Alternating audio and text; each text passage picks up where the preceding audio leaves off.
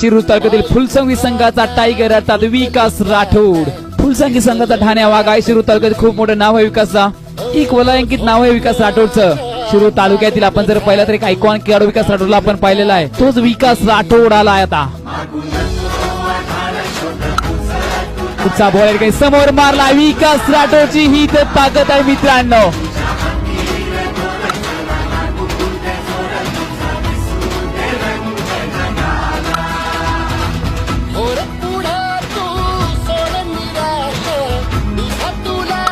पुढचा बॉल समोर मारलाय. पुन्हा एकदा अशोक गोरे त्या ठिकाणी काय केलंय मित्रा.